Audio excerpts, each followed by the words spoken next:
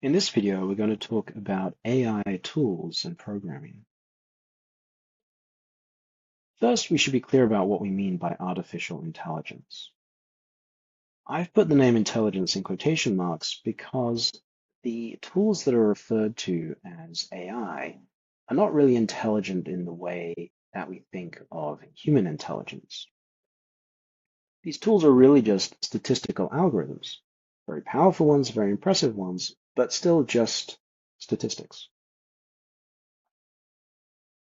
For example, the algorithms behind tools like ChatGPT are called large language models. And the way they work is that they just progressively guess the most likely word to occur after an existing sequence of words. And then once they've guessed that word, then they have a sequence that's one word longer, and then they guess the next word.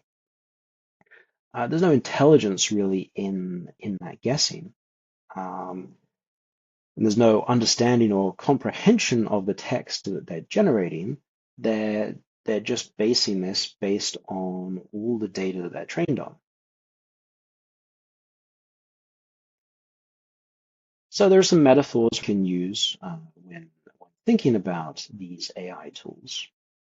One is to think of them as essentially nonsense generators.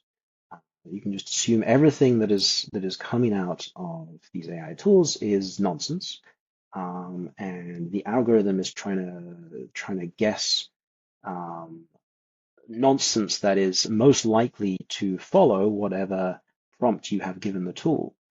And the algorithms are powerful enough that nowadays they can generate plausible sounding nonsense, but it's still nonsense, right? There's no comprehension of its factual accuracy coming from the AI tool, and so the person using the tool has to actually think critically about what they're getting out of it.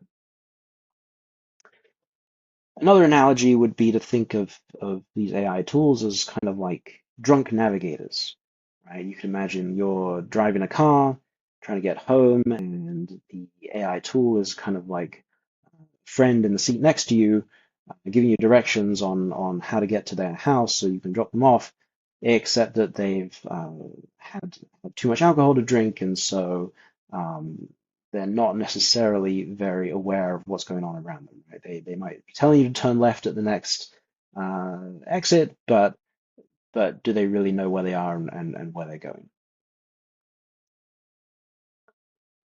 So really what I'm trying to get at here is that everything you get out of these tools, if you use them, needs to be verified. You have to assess it for accuracy. And you may well find that you have to do a lot of improvement to it. So for example, we can think about how we might use AI tools for coding and ask where do these tools do well when it comes to coding?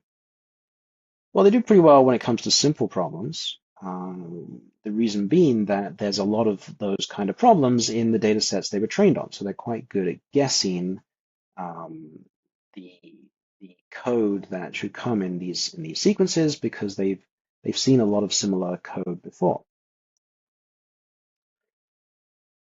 Related to that is even if a problem is not simple necessarily, if the large language model was trained on uh, similar complex problems, then it can still do a reasonably good job of generating plausible nonsense for that coding problem.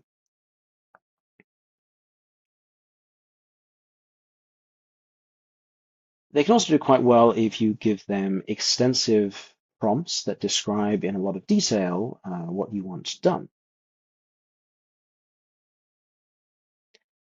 And they're very useful if you have to write a lot of repetitive code, especially if it's fairly simple, because they can generate it quite quickly, and it's often very easy for a programmer using the tool to just quickly verify and understand that code is correct.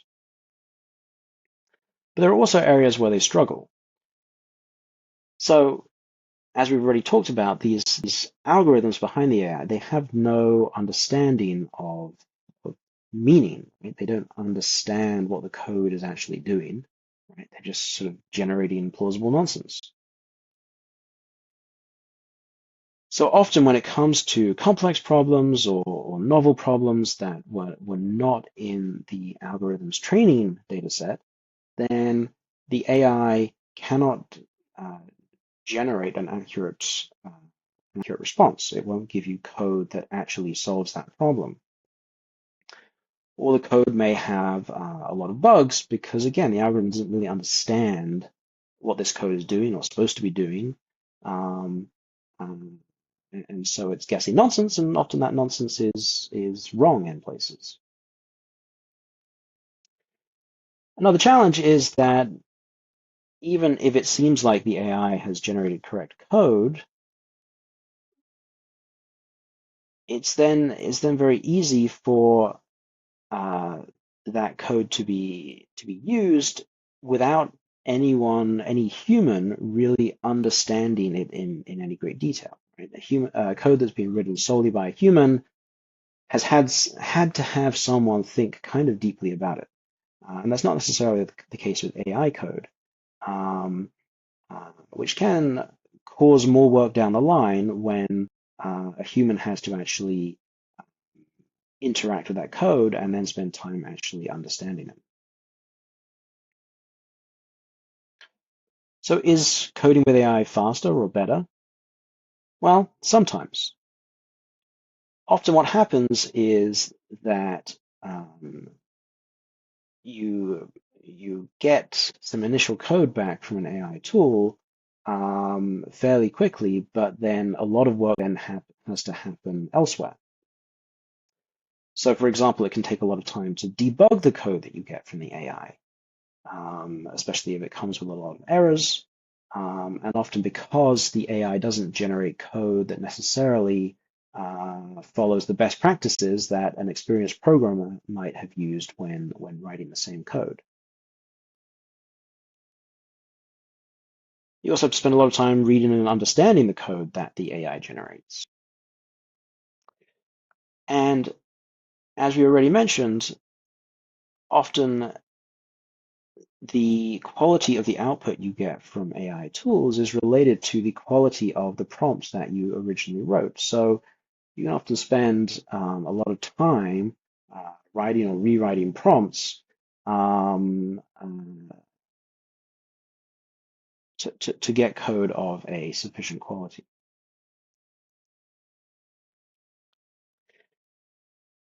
There was a study done recently where they measured how long it took programmers to solve problems, either using or not using AI tools.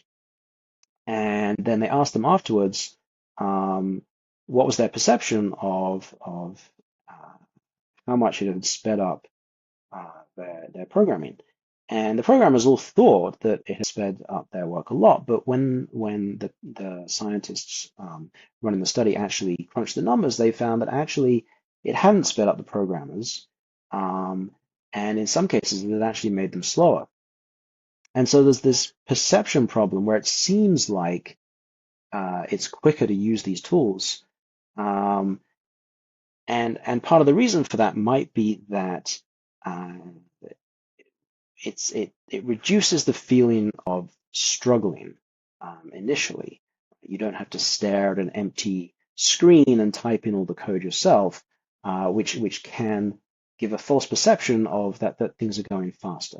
But actually, you then have to spend so much time working with the code the AI has generated to get it to do what you actually want it to do that actually it doesn't save you any time in the long run. Another study was done by a company called Anthropic, which produces one of the commonly used AI tools. And they wanted to investigate not only how well programmers would do at a coding problem, depending on whether they were using AI or not, but also what their understanding would be afterwards. So they selected a set of relatively inexperienced programmers and after the coding problem, they then gave them a quiz to test their understanding.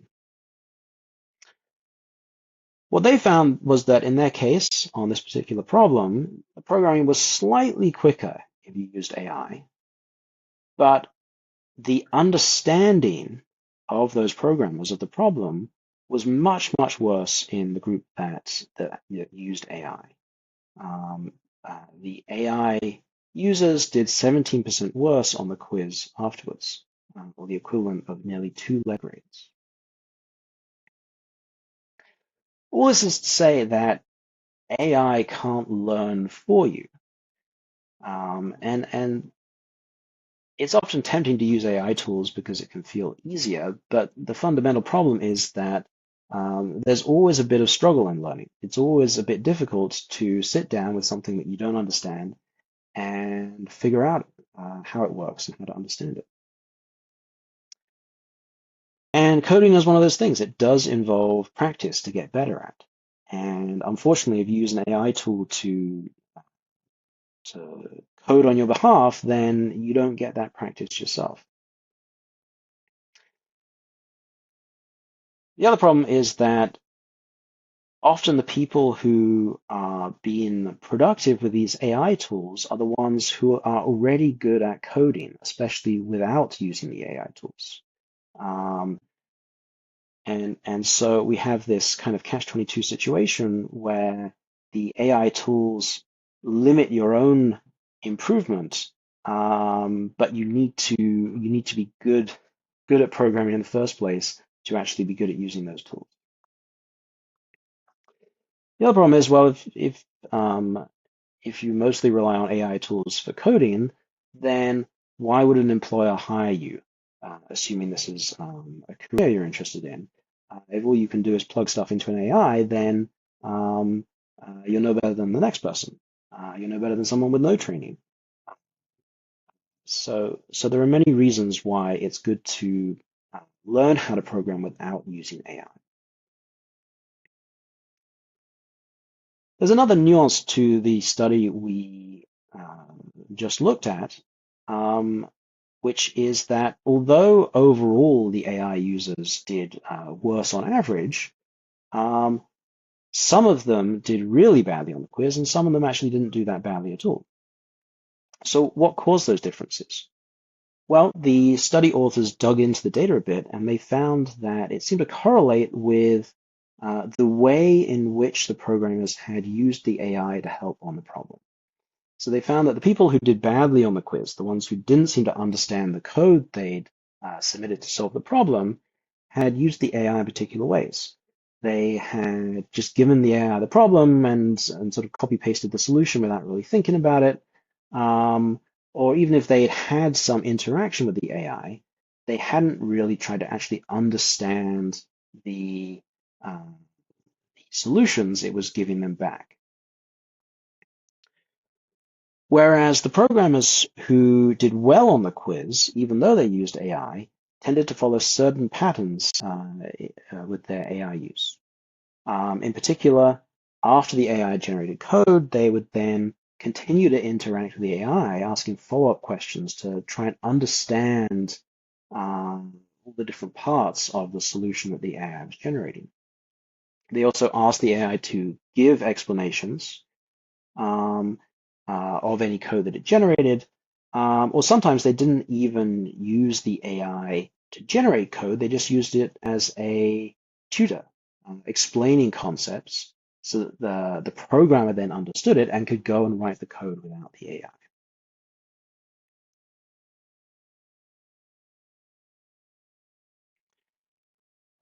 So there are a few different tools that are currently available for programming with AI. One of them is conversational type tools like the ChatGPT interface where you type in a prompt and it gives a response back, and then you can type in another prompt and have this sort of back and forth conversation. So you could ask it, for example, to tutor you on a concept or to generate some code around a particular thing, and it would give you a response, and then you could have a conversation back and forth about that. There's also AI tools that can be integrated more directly with programming environments. Some of these can do things like essentially autocomplete. As you are typing in the editor, they will pop up with suggestions of what the next line or multiple lines of code might be, and then you can just hit the tab button and autofill. There's also tools called agents, which are essentially more powerful versions of the conversation type tools. And for the agents, you can type in essentially a prompt and ask the agent to then go and figure out how to develop a solution to that. So you could say, create a whole bunch of files to create a program to do a particular thing, and the agent would go and try and do that. Now, the one caveat to this list is that all of these tools are rapidly changing, and by the time you watch this video, there might have been new additions or the ways that some of these might have worked. We should also talk about the CDS 101 AI policy and how you can use these tools or how you shouldn't use these tools when working on this course. So we have a general philosophy in this course that we don't expect you to use AI, and in fact, we would encourage you not to use it because we think you will become a better programmer if you learn how to program without using these tools. But if you are going to use them, then you should do so responsibly in a way that enhances your learning instead of replacing it. So there are a few requirements. The first is that if you're going to use AI, it must be in a conversational type tool, like you're having a back and forth conversation with something like ChatGPT. And one of the reasons for this is that we require you to submit a transcript of these conversations alongside your assignment if you used an AI tool. You can't do that with the other types of tools, right? The inline autocomplete suggestions or the agent types tools, which is why we don't allow them to be used. We'd also recommend that if you're going to use these AI conversation tools, you put them into their study modes. These are available in most of these tools like ChatGPT or Claude, where the AI will then try to behave in a way that's more like a tutor to enhance your learning and then enable you to learn the concept and then go and write the code yourself. I should also mention that violations of this AI policy are reported to the Academic Standards Office at the university, and sanctions for violations typically include things like failing the course automatically, or in the case of repeat offenses, even suspension or expulsion from the university. So please do take care to use AI responsibly in this course.